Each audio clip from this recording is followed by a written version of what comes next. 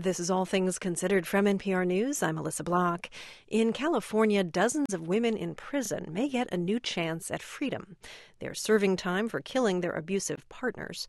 Now, as Gloria Hillard reports, a new state law allows new evidence to be considered. Brenda Klubine is a 50-year-old platinum blonde with focused blue eyes and a no-nonsense demeanor. We're in a park less than a mile from the California Institution for Women.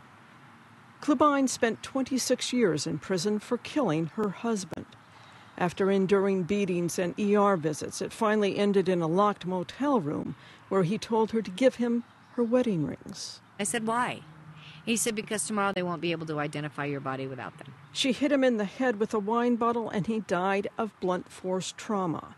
She got out of prison 4 years ago, but many women with stories similar to Klubine's are still behind bars. How old are your daughters now? At least once a month, Klubine returns to the prison to attend the support group she started more than 2 decades ago, Convicted Women Against Abuse. My crime happened when I was 25. Sitting in a circle are women of all ages, but the older ones stand out. Some have walkers, others have bandaged legs or arms. Other wounds are invisible. My arrest photos show his kick prints all up and down my back. Glenda Virgil is in a wheelchair. She's had back surgery and a number of medical issues that she counts off on her fingers. She's 65 and has spent close to 27 years in this prison. He had threatened to kill me before, but he had never said he was going to kill himself and me in the same breath. And then our dog, too, he was going to take us all. The prison-issued muumuu that Rosemary Dyer is wearing looks like something out of the 1950s, white polka dots on slate gray. She's 60, in prison since 1988 for killing her husband.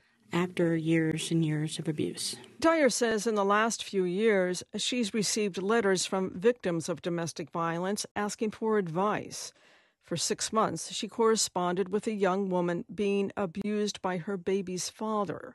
One day, the letters stopped. She later heard what happened. He killed both of them.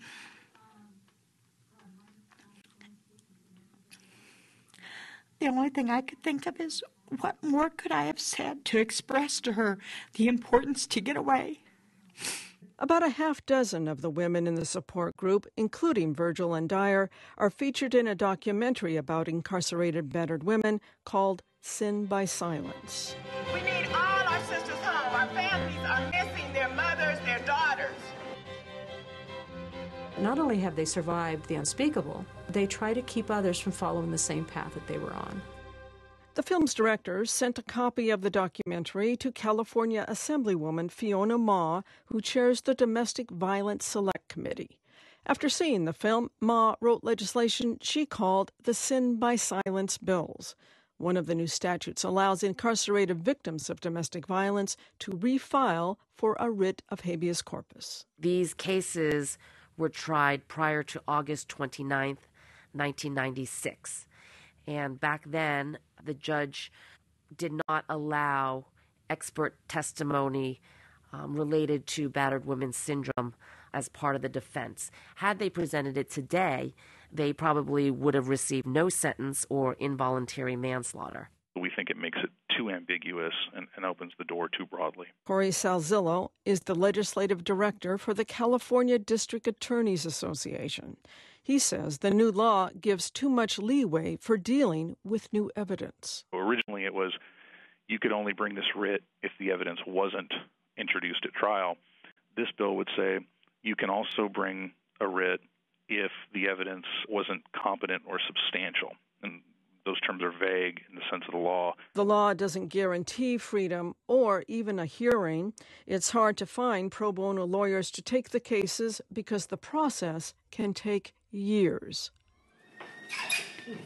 Back at the California Institution for Women, Glenda Virgil says since landing in a wheelchair, she's lost the one prison job she enjoyed, training service dogs.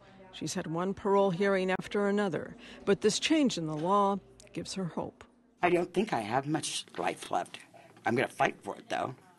A year ago, I didn't really much care. And I just want to be a grandma. I want to be able to hold my grandchildren. The 2-hour support group ends, and the women file outside where the temperature has finally dropped below 3 digits. Under a half moon, they join other inmates strolling the familiar cement paths of the prison yard. At 9 o'clock, it's the yard recall. The women return to their cells, locked in for the night. For NPR News, I'm Gloria Hillard.